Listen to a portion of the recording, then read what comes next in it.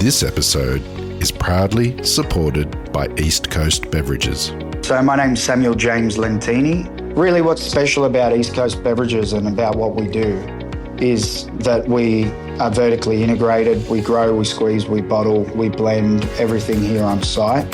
And not only that, I think what is really special is that all of the bars and restaurants and hospitality venues, they're able to come and visit our site. And once they come to our site, they see what our process is, and they can actually see that the lemons, limes and oranges are all getting squeezed here, where we're not using a concentrate that comes from overseas. What is really special is that we invite people to come here. We have events here, and we're a family business, and we're able to really just work off the foundations that my grandfather built many years ago and continue a quality product range.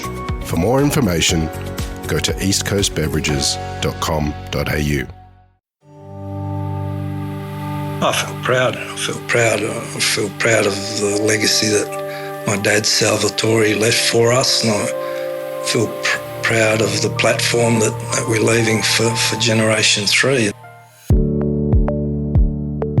This is The Producers. I'm Anthony Huckstep.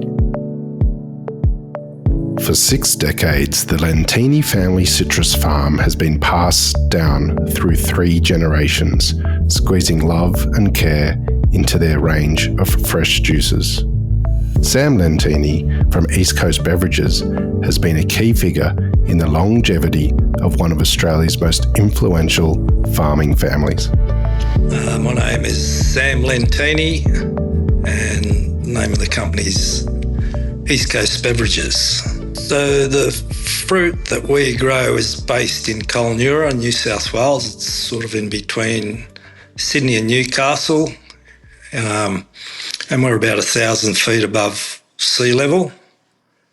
And I believe it was one of the first citrus growing regions in New South Wales back in the time. I think it's access to market, the soil, the climate, and in those days it was just the availability of the natural resources, water and land at that time. In the 1960s, Sam's father wanted a better lifestyle out in the country and found land to begin growing citrus. My dad migrated from Italy to Cabramatta, which at that time Cabramatta was sort of a rural type of area where veggies, cash crops were grown. And he was working the farm during the day, and he was working 2 shifts at night and morning at a factory. And, you know, he raised 8 children doing that. And in about 1965, he decided that he had had enough of working in the factory as it was affecting his health. He got asbestosis from that, so he's looking for a better lifestyle out in the country, and he came across the property at Kulnura where the business still exists today, and he started growing citrus, and from growing citrus we vertically integrated into packing fresh citrus and wholesaling it at Sydney markets. And from there we sort of went into producing fresh citrus juices and marketing that. My childhood has primarily been, you know, helping mum and dad out and my siblings out on the farm, both in Cabramatta and in Kulnura, you know, every weekend, and and also, you know, school holidays, as well as when I was working. When I got a job down at Liverpool, annual leave and weekends were spent on the farm at Kulnura helping out. The family's Italian heritage and love of food has always been core to everything they do. Italian food has a wide variety of dishes. We come from the south of Calabria, and we have our own unique dishes, and we sort of grew up with those dishes that my mum would cook on a regular basis. But Sunday lunch would be like she'd be up at 6 in the morning and prepare or start cooking the sauce for our pasta dish on Sunday lunch, and we'd all get together and the whole family would get together and have a huge Sunday lunch and a couple of glasses of wine and sort of relax after that. And my favourite dish is it's a bean dish, pasta fagioli, which primarily it sort of originates from the region that we're from, and I quite often nag my wife to cook that for me on a regular basis. Sam never had plans to join the family business, but soon enough the lure of living in the country was too strong. I think destiny does place a huge part in how I came to be here full time. I studied to be an accountant, and I worked as an accountant for 7 years before I came up to the farm full time.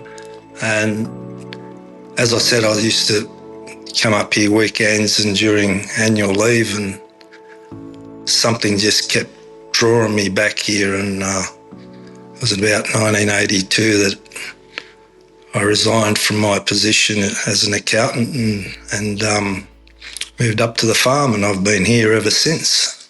It took a lot of getting used to. I was living in suburbia at the time. I was young. I was only 25 years old, so it impacted my social life quite a bit. I spent 16-hour days working on the farm, working in the packing shed in those early days, and Colnura at that time was fairly isolated, so it took a bit of getting used to. But it all worked out in the end. Sam and his brothers all acquired complementary skills that allowed his father to pass the family business to the next generation. I have two brothers, two elder brothers. One had experience in supermarkets, in fruit and veg sections of supermarkets, and the other one, he sort of came onto the farm at a much earlier stage. He was 14 years old when he came onto the farm to help Dad, and he basically took on the farming role, looking after the citrus, and then he moved into the marketing role, selling the fresh citrus down at Sydney markets. I think one of the main things is you don't want to let family down, so you do your best. You get in there and work your hardest, and just do the best you can. As three brothers in generation two, it was a bit easier for us to sort of get along. You have your challenges, but you forgive and forget. But moving on to Gen 3, I think that's a little more difficult, as personalities are a lot more varied, and there's different ways of thinking. But I think if you have the one goal, one aim, and at the end of the day, I think it all comes together and works fairly well. What began as a citrus farm soon became a fresh juice operation thanks to changes in the Australian market. Well, the market's changed quite considerably. When we first started off, we were growing citrus, packing our own citrus, selling it directly from the wholesale markets, and from there we found we were putting out a good product and demand was increasing, so we're buying fruit from other growers within this area. And that further developed into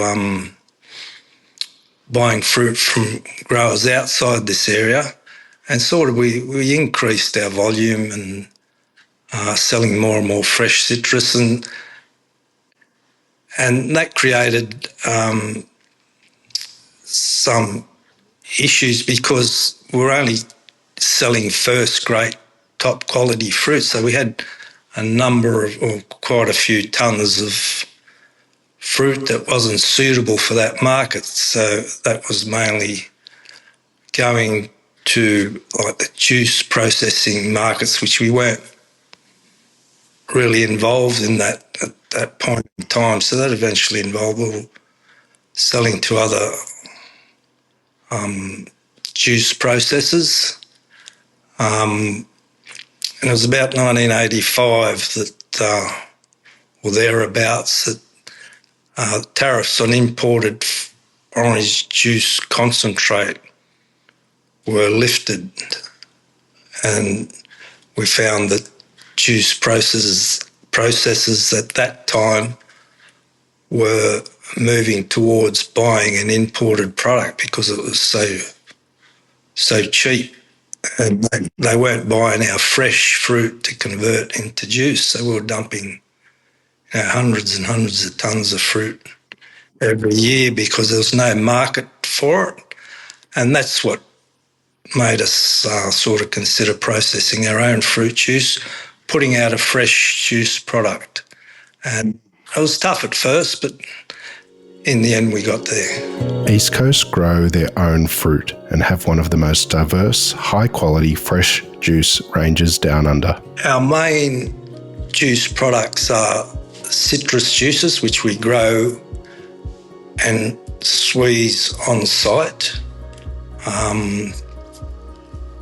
But we need, in order to sell citrus juice, you need a full range of juices. So you need your pineapple and your apple and all the other varied flavours. Otherwise, you can't really get out there in the marketplace and sell just a few products. You need a huge variety of products to sell out there.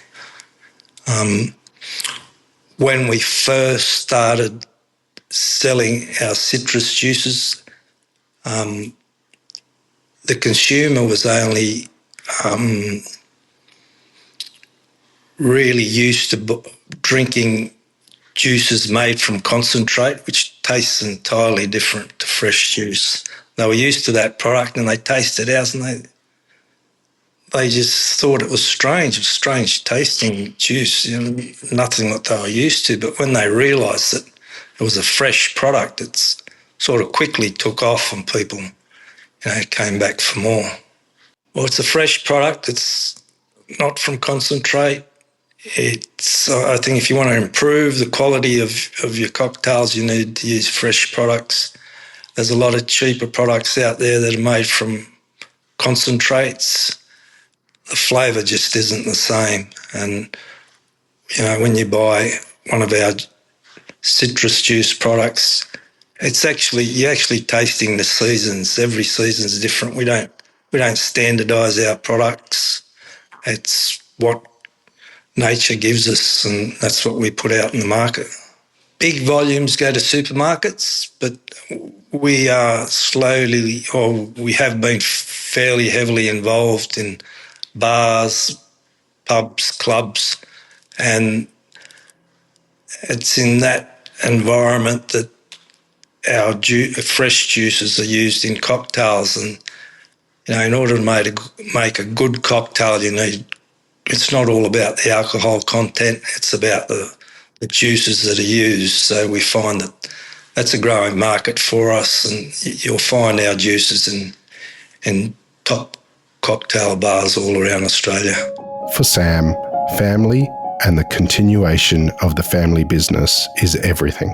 I feel proud. I feel proud of the legacy that my dad Salvatore left for us, and I feel proud of the platform that we're leaving for Generation 3. And and I feel very fortunate that Generation 3 were willing to take this on. That's very rare, I think, nowadays. They've taken it on board and they're doing their best to make it all work, and hopefully it can keep going from there. Love seeing it out there, seeing it out in the marketplace, seeing it out in the supermarket shelves, seeing it in cocktail bars, in pubs, in clubs, and all over the place. And it makes me feel good when you get great comments on social media about how good the product is. 6 decades and 3 generations makes East Coast Beverages one of Australia's most important farming families that looks set to continue for generations to come.